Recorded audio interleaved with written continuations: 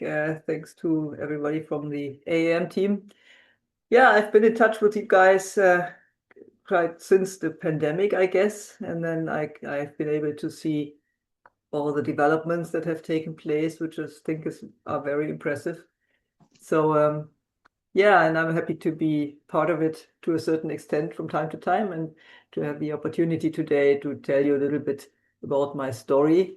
I didn't bring any like charts or something, because I didn't want this to be like a scientific or any kind of like presentation about facts only. I preferred it to be a story about myself and how I became the adoptee coach that I am today. So I hope this is okay for everybody. And yeah, I know that on many people's minds there might be other things actually going on in the UK. I read about the apology that was published by the church yesterday, Church of England yesterday. I don't know if maybe some of the things that I mentioned kind of relate to it in a certain way, but I don't know. Maybe we can talk about it in the end. Yeah, I'm Karin Issberner. I was born in 1969, and I'm married since 30 years now. Like a few weeks back, we celebrated our 30th wedding anniversary. I have one son, and since about a year, I'm also a grandmother. And being a grandmother is, for those of you who are in the same state, is changing a lot, and is reminding me a lot of my own story, which is really interesting on one side and sometimes challenging on the other hand. I was relinquished right after birth. I stayed for like 5 weeks or so in the hospital, and then I was transferred into a children's home. And then with about almost 1 year, I joined my adoptive family. At that point, of course, foster family, and then they adopted me when I was like 3 years old, I guess. My bio family, I have a German mother. I was born in Germany, as you might hear, and I also grew up in Germany. And my father, according to my adoptive family, was a Southlander. That was the word that they used. I didn't, for the lack of a better translation, I used a more or less direct translation from the German word. In reality, my father was from Pakistan, but originally I had no info about him at all, because in my files, the ex-husband of my biological mother was listed as my father, although everybody right from the start said that it's not him. So this is the reason why I call him my paper father. It's just on paper. I knew about my adoption since I was about 3 years old. There's a very dark and far away memory somewhere back in my head of the situation when my adoptive parents told me about it. My adoptive family was a couple who couldn't have their own children, and they lived in a house with my adoptive maternal grandparents, so my adoptive mother's parents.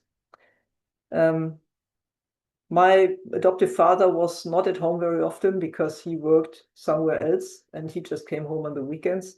So I basically stayed there with my adoptive mother and her parents in that house. In the family, there was lots of transgenerational trauma, lots of difficult history.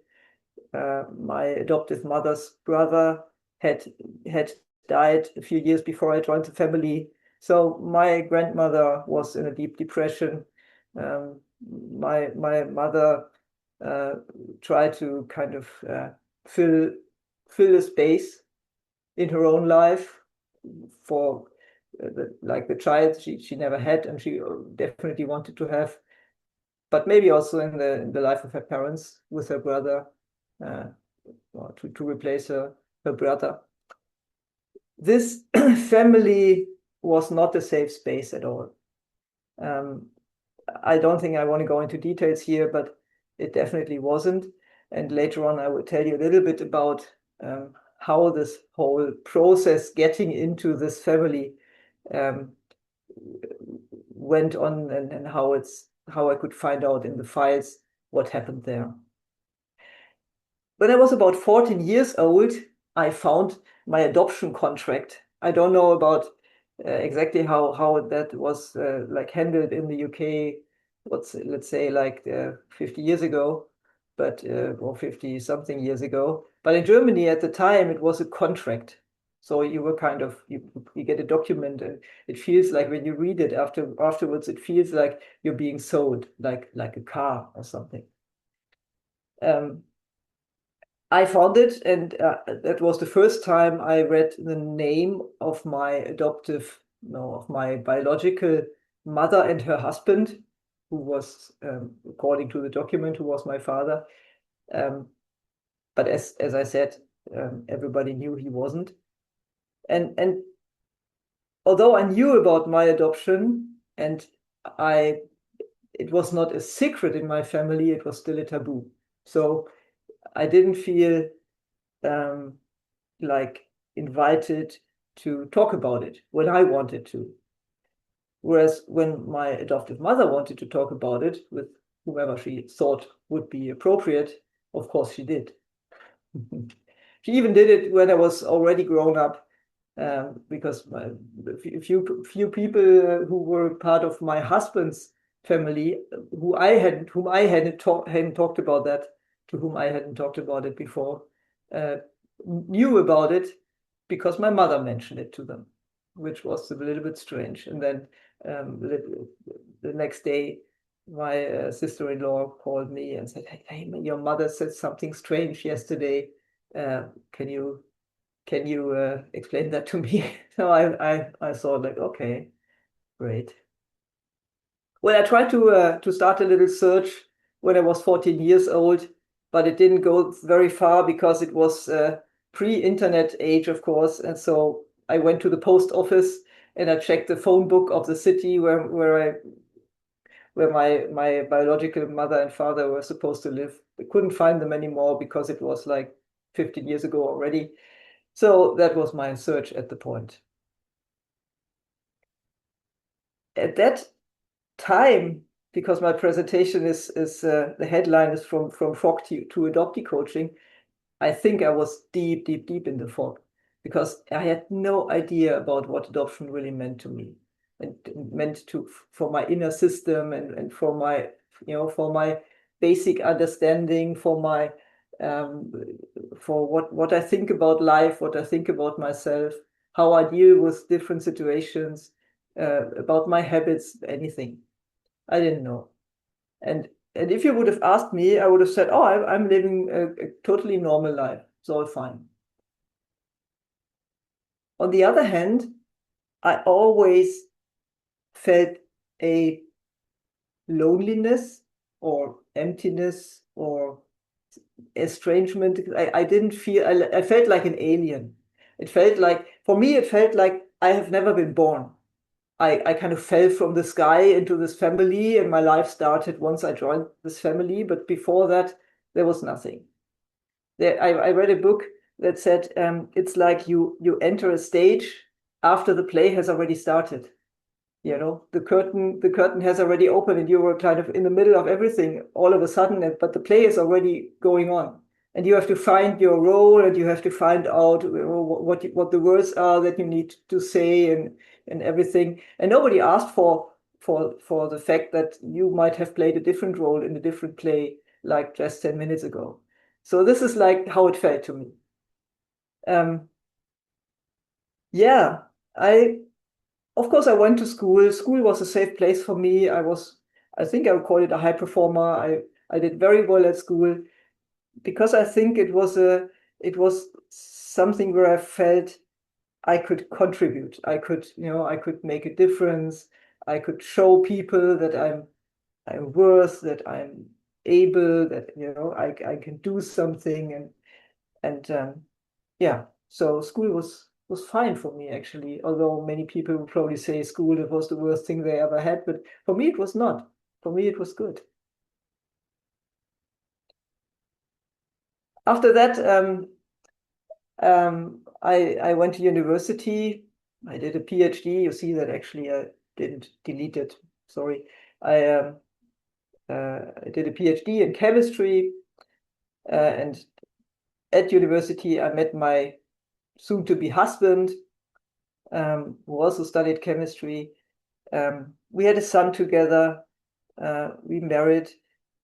I got a job in a pharma industry. Later, I did something in medical devices. I had what you would call a successful management career.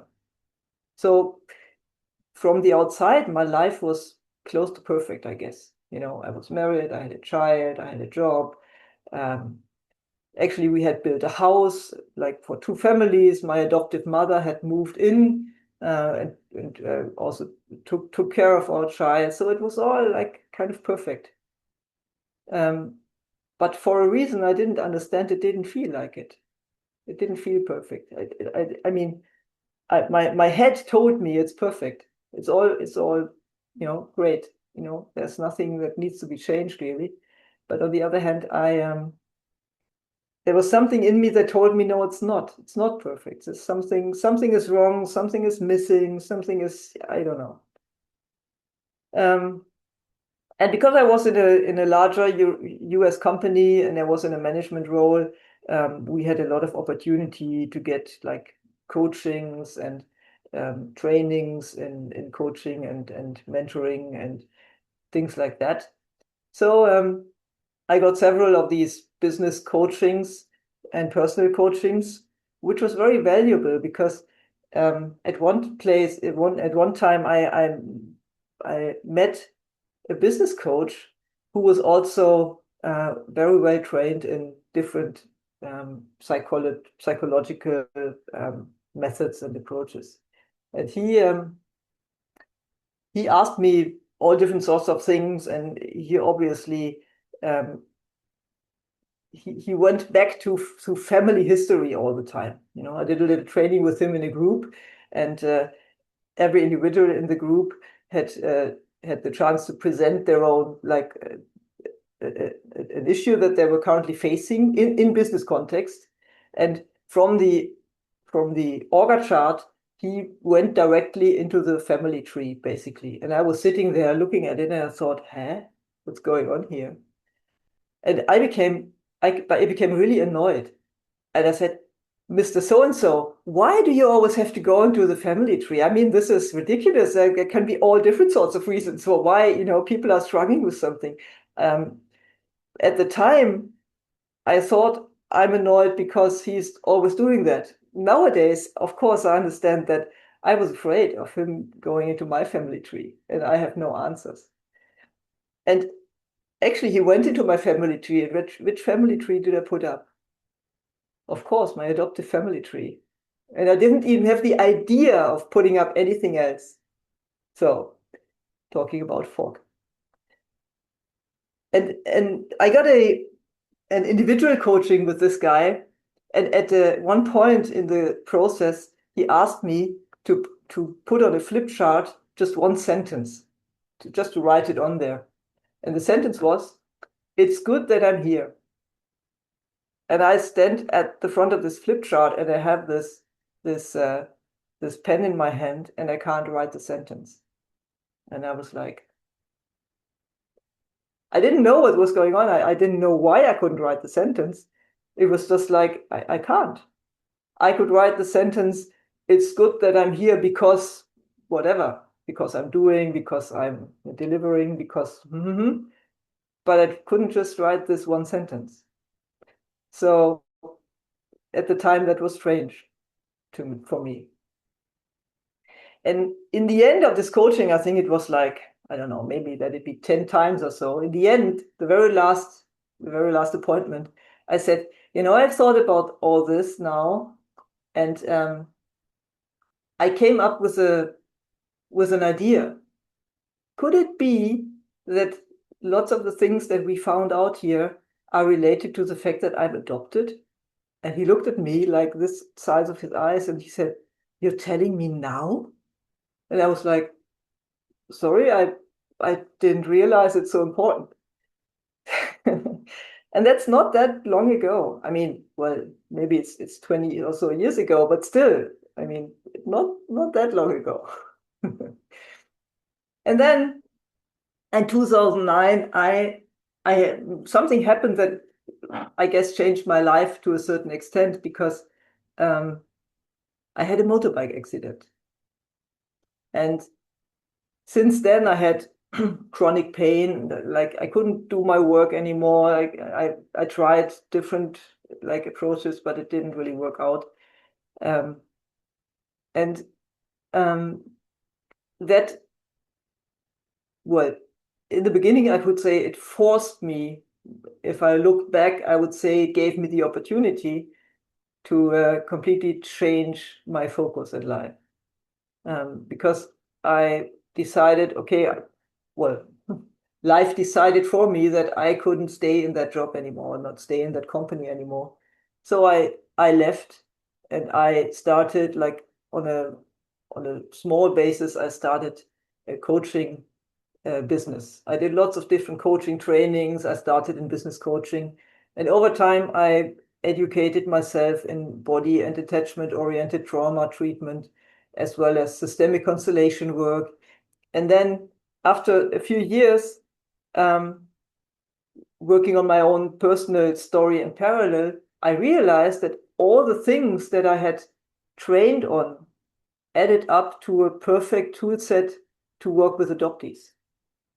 It was not that I had thought about that before, and then, if I want to work with adoptees, then I need this and this and this and this. No, I haven't even considered to work with adoptee until all of a sudden, after all these trainings, I thought, this is exactly the set of tools that I would need for it if I wanted to do it. So this is what I decided to do a few years ago. I guess like, when was it? I don't know, maybe 10 years ago or so. And what did I learn during all these trainings? I learned a lot about early and developmental trauma and attachment trauma, attachment theory. And I think this is so underrated, not only for adoptees.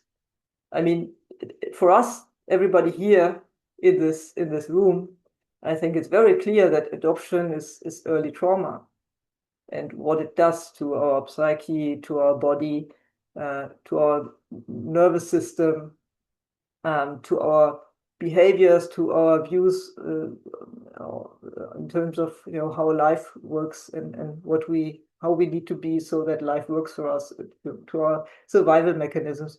But still, when I talk to maybe psychologists, maybe physicians about early trauma, so many of them have no clue. Really, they have no clue. And so they don't even think about adoption, because they don't see the relevance. I learned about attachment theory, also learned about embodiment, and I learned about the nervous system. And that was a key learning for me, to understand that a lot of the things that we see in ourselves and also in others, they are not only psychology, but they are physiology. Our nervous system is primed very early in life, is developed very early in life, in our earliest time, even before birth. And when the circumstances are not optimal, our nervous system doesn't develop in an optimal way. So usually it is prepared to get ourselves through our life, to enable us to survive even very challenging situations, but only if it gets a chance to develop in the best possible circumstances. And that's very often that's not the case. For adoptees, it's definitely not the case, because when we are born as human beings, our whole nervous system is expecting us to be in the arms and to be in the safe space of our mothers, but we are usually not. Even if if we are adopted later on, probably the whole story started earlier, so our mothers probably never really felt safe in most of the cases. And many of us get relinquished and get severed from our mothers very, very early. And this is just not what biology planned for human beings. Of course, it can all be we can survive. We're all here, so obviously you can survive. But it's still a big challenge and it's a trauma. And once I understood what it does to the nervous system and in which way it changes or influences our nervous system development when something like this happens, that was a big eye-opener for me. And I found myself in so many of the things that I learned about for clients that I thought, okay, that's not only for the others, that's also for me. But the other thing that I learned about was to look into life and things from a systemic perspective. So for those of you who are not so familiar with the idea of systemic view, systemic view means everything is related to each other. It's not like a cause and effect linear thing, but it's like a mobile. So you pull on one end on one string and 5 different things move at the same time. It's all in a homeostatic balance. Everything is in a homeostatic balance until you change one thing, and then everything needs to rearrange. It's like in our body, when the body is in a perfect balance, and then you go to the pub and you drink 3 pints of beer, and then your body needs to rearrange completely. Sometimes it manages and sometimes not. So this is like the idea of systems. And our body is a system, our work environment is a system, and of course our family is a system. And not only our biological family, but also our adoptive family is a system. And there are things within systems that have an influence in all the different parts of the system. Secrets, for example. Secret in a system influences all the members of the system, and it divides the system basically in 2 groups: the ones who know and the ones who don't know, and it develops loyalties and disloyalties, and it creates a whole lot of energy and tension in a system when there's a secret. This is why I usually say truth heals. And if you look into adoption from a systemic perspective, things become even more complicated, because there is in systems, very often family systems, you find transgenerational trauma being given through from one generation to the next until somebody finds the courage to do some healing work. But for adoptees, they have to often deal with the transgenerational effects of 2 systems. Or maybe if they were in a foster family, maybe even 3 or 4 or whatever. So they don't carry the burden of just 1, or 2, father and mother side, but 4 or 6 or whatever. So when I get in contact with adoptive parents, I don't usually work with them. I will talk about that in a few minutes. But when they ask me questions about their adoptive children and why they don't, why they're not healthy and why they don't react as they should and why they have all these problems and so on, and they talk about the burden that they bring from their biological family, and but now they're in this loving adoptive family and all things should work out well. And I say, I have this view. So your child is in the middle of 2 systems and is carrying the burden of 2 systems. And there's probably enough burden on the biological side, So from my perspective, it is your obligation to take care of the burden on your side. So work on your own. Go and do some whatever kind of work to solve your own issues, and then you are much more helpful for your child. It's not only about the child. The child has its own, issues, of course, but you are not free of those. So yeah, these are, I think, the headlines of the stuff that I looked into and that I learned about. And in parallel of learning about all this, of course, I went on my own development path. I did my own search. And first I contacted social services in 2008 to look into my files. Actually, it was 2008.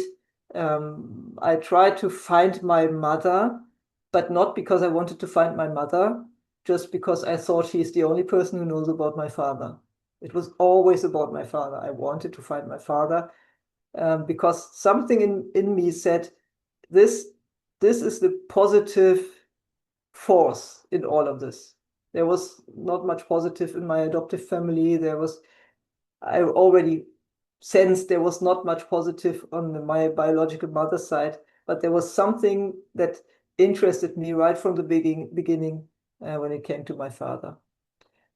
But the guy from social services tried to contact my mother several times, and finally he received a letter from her that she was not interested in any contact with me, and that she didn't want to be contacted anymore. So after a little bit back and forth, I did receive this letter, like as a printed version. And soon after that, I had my motorbike accident. So it might have been coincidence, but I don't believe in coincidences since a few years anymore. So I guess it was not. I did a lot of research on my maternal side. My mother, I know, meanwhile, had a very, very difficult life, filled with trauma from all sides. And she was, I think she lived a life in fear all the time. And me searching for her, and actually I have 3 maternal half siblings, and 2 of them also searched for her. I think that put her in additional fear. And of course, there's this morality question that I have asked myself, that people have asked me, that my sister, my half sister, who was also adopted, obviously also asked herself, is it okay to go after this mother who doesn't want to be contacted? But for myself, I came to the conclusion, yes, it is. Because it was not my decision. It was her decision. She was grown up. Yes, she might have been in a difficult spot at the time, but I didn't want anything from her other than information about my father. So I would have left her alone just like that if she would have just given me a little hint. But the only thing she did was write a postcard to me that said it was rape, and she didn't ask for the names. So, which was not true. Well, that was a difficult story. I've never been able to really talk to her. She died before this could happen. And I guess even if she would have lived 10 years longer, it would have never happened because she just didn't want to. She even blocked information about where she was buried until after her death. So nobody was supposed to tell me. I still found out, so at least I know where she's buried, and I could go to the tree where she's buried and be there just to kind of think for myself, gotcha. I found you. But I still found out a lot about the rest of my family on the maternal side, and I did meet those 3 half siblings, and that's really a big gain. It's a big gain. It's a very good relationship I have. It's very there's a lot of trust, and there's a lot of it felt like, especially with my brothers, it felt like we knew each other when we first met. Although, of course, we have never, I didn't even know about them until I looked into these files the very first time. Then in 2021, I decided, or I realized, I should have known earlier, but I didn't really, that I could also have a look into the files in the city, not only where I was born, but to where I was adopted. So there's 2 places in Germany where you could find files. And I went there after a long story. They finally found something in the archive. First of all, they said there's nothing there. And then, finally they found something. And I went to this 2 ladies there, social services, who were primarily responsible for foster care, and then kind of handled this next to everything else. And I went there, and they put me on a table in the corner of their office. They didn't even offer me something to drink. They put this file in front of me, and they said, "But you're not allowed to take pictures. You can just take notes." So I was sitting there in this corner, like it felt like a detention at school, and I was writing, like handwriting, the whole file on my notepad. It felt really strange, and nobody asked about what I see there, and how I do with it, and anything like that. Instead of that, they were talking to each other about one specific foster child, for which they were trying to find a place, and they couldn't, and blah blah blah. So in terms of data protection, I was not supposed to take pictures of my own file, but they were talking about this foster child when I was in their office. It was all very, very strange. And actually, when I left the office, they had meanwhile found out that I was obviously working in the field and have a little bit of knowledge about the whole thing, and asking me some questions. And I said, if you want to know something, you can book me, because I wasn't really prepared to share anything with them at that point. And then when I already was kind of walking out of the room, one of the 2 said, "You're not just at the moment interested in taking a foster child into your house?" And I was like, no. I was completely speechless. Well, what I found in this file was how my adoption worked. So my adoptive mother went to social services, said, "I can't have a baby, I want one." And they said, "Well, we don't have any at the moment." And then my mother said, "Well, we have this relative somewhere, and she is running a children's home." And then social services said, "Well, then talk to her." So obviously my mother talked to this aunt, and then I turned out to be available somehow. And then my mother went back to the social services and said, "Yeah, there's a baby available now in my aunt's nursing children's home." And they said, "You have to fill in some forms and do some things so that I can adopt this child." And then social services said, "Yeah, we're going to have to visit you," and so on. And then they visited the house where I was supposed to be living, and it was only my adoptive grandmother was at home, nobody else. My mother was not there, my father was not there anyway, so nobody was there. So they talked to my grandmother, and she showed them the house and everything. And then in the file it says the house was nice, and the front yard was also nice. So we talked to the grandmother, and she told us this and this and this and this. And we asked the priest of the city, and he was positive about the family. So there's nothing that stands against this family to take in a foster child. So that was basically it. So nobody ever talked to any of the men who lived in this house, which they probably should have done. yeah, this was like the story of how I got into this family. Yeah, it was a difficult thing for me to work through, to be honest, because it definitely felt like trafficking. You know, there was this, one person needed a baby and she knew somebody who could get hold of one. Um, and it was difficult for me to find people to share it with. And the only people whom I could really share it with were people like you guys, because I knew you would understand.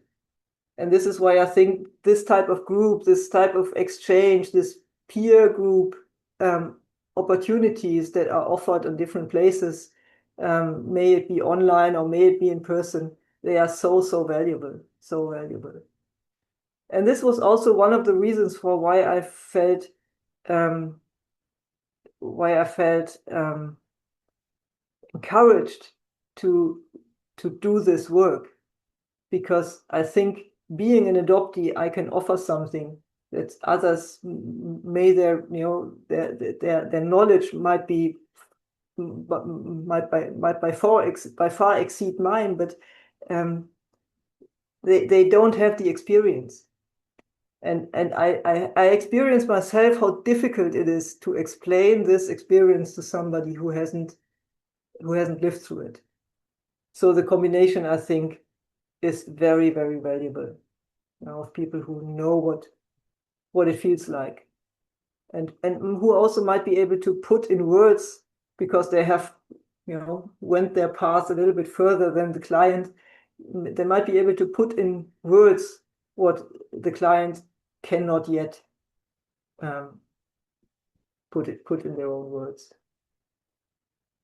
I did also search for my father. That was as I said, that was the initial motivation.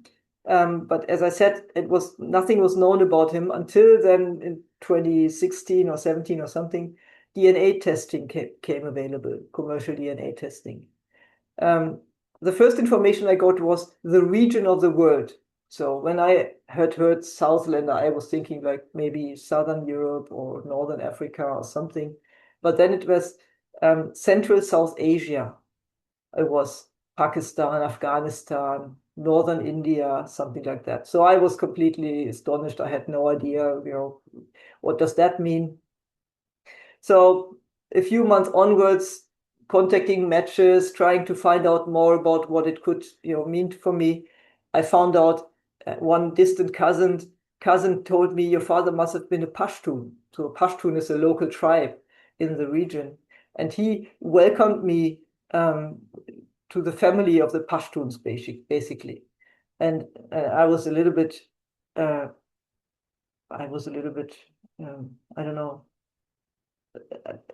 unsure what that meant, and I was thinking about it, and I realized I feel something strange and I have no idea what it is. Um, and after a few days, I realized what I feel is a sense of belonging. They invited me to this family, and I was just because I'm part of it. I didn't have to do anything for it. It was just because I was born um, and having this father, and nobody knew at the time who the father was, but still, it was clear he was a Pashtun, so I was a Pashtun too, and that was the reason for why I was part of this obviously huge family. And it was a strange thing to all of a sudden to realize there's a feeling um, I didn't think I had at any time before. So it was more like a mental puzzle to find out what that feeling might be. I had a lot of help by distant cousins, a lot of distant matches who tried to help me here and there, and then the whole network kind of narrowed down to some options, and it narrowed down to it's probably Pakistan and it's not Afghanistan or something. And finally, there were some helpful matches which were a little bit closer. And step by step, and with the help of one cousin from Pakistan, very distant cousin, I actually finally, 2.5 years ago, finally found out who my father was. So I had a name, I had a picture, one. I had a little bit of information. With the help of some other people, I had put together a huge family tree, because it's a very well-known family in the area, and it's they have been like, how would you call it? In England, you would call it probably like dukes, like little kings or so in the region. So some of them were quite famous, so it was not that difficult to find this family tree, but then find out where in that family tree you belong. That was the bigger challenge. And finally, I actually found it out. And 2.5 years ago it was, and so the birthday after that was a very new experience for me, because it was the very first birthday where I could say I know both my biological parents. Unfortunately, my father already had deceased as well, so I couldn't meet him. But everything I learned about him confirmed my feeling, my initial feeling, that he was special, and that he was an individual. It would have been really worth meeting in person, and I'm very sad that this couldn't happen.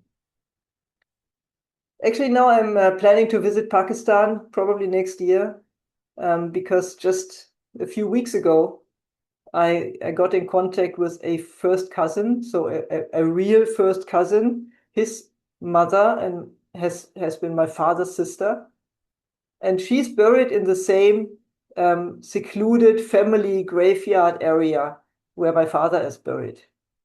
And one of the check boxes that I had for myself, my inner check boxes, for what the time would be, what the right time would be for me to visit Pakistan, is when I would be able to visit my father's grave. And now with this cousin, whose mother also is in the same area, buried in the same area, this will be possible. So now I'm planning to go next year, which is, I think, a next big step.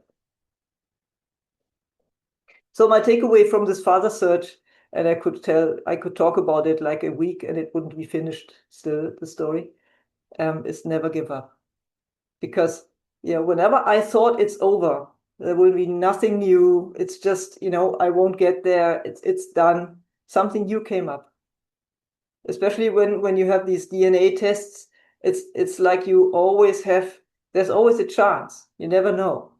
And I still have a half sister. I know about a paternal half sister. I have 3 half siblings on the paternal side as well, and one sister lives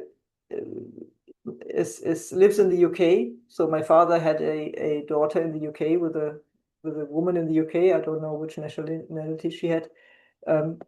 So I know about this sister, and at the moment it looks like I won't be able to find her because I just have her first name, but I still think, if I'm supposed to find her, I'm going to find her. Or she's going to find me. Maybe she has children and one of her children decides to make a DNA test one day or something. I don't know. But I'm quite confident that maybe we will meet someday. There's maybe one thing that I'd like to talk about what I'm doing today. As I said, I'm trying to offer this safe space to adoptees, to put in words what they can't, and also to normalize how they feel. Because for myself, I had no idea why I felt like I felt as a child, as a young adult. Why couldn't I enjoy my life? Why did it always feel strange? Why did it always feel like I didn't deserve it, or I wasn't worth, whatever happened to me in a positive way. And now, meanwhile, I understand where this comes from, because it's all part of this early trauma that happened to us. So when I explain that to adoptees, and I normalize their reaction as a normal reaction to a completely abnormal situation and start into their life, they don't feel weird or crazy anymore. And I think that's so important, because then you are on a different at a different starting point to look into your own story and to look at yourself. And one last little story. I mentioned adoptive parents. And why am I doing the whole work that I'm doing? It is because I want to make a difference. I want to help some people wherever I can. But on the other hand, it's always a decision for me at what at what cost I do it, at what price for myself. And of course, working with adoptees sometimes is a challenge, because sometimes I hear, stories where I think, oh my God, how can this happen? And I feel with them. But then I have adoptive parents talking to me, and I realize that I get triggered. And I tried it several times to give speeches to adoptive parents. And of course, in this group, there are people who are interested and who want to learn, who are open, and who want to really look beyond. But then there are these few people who are not open at all, who don't want to listen, who don't want to hear what I'm saying, who don't want the truth, who tell me that I'm wrong. They're sorry for my individual bad experience, but overall it's completely different, of course. And nowadays it's completely different. And then there was this mother who told me that her adoptive son, who was, I think he was 6, and she can't see any signs of attachment disorder or anything. So obviously what I'm telling about attachment theory is complete bullshit. So things like that. And I realized that for me it's hard, and I don't want to do it anymore. So this is also part of this process. I think for anybody who considers working in the field, because you all have this experience, this personal experience, which you could bring to the table. I think it's really important to look into which price you would have to pay and where are you on your own journey. And my journey is obviously not at the point where I can work with adoptive parents. Maybe that changes, I don't know. So I'll stay with you guys, with the adoptees, and that's fine for me. Thanks so much for your time, and thanks for listening. Thank you, Karin.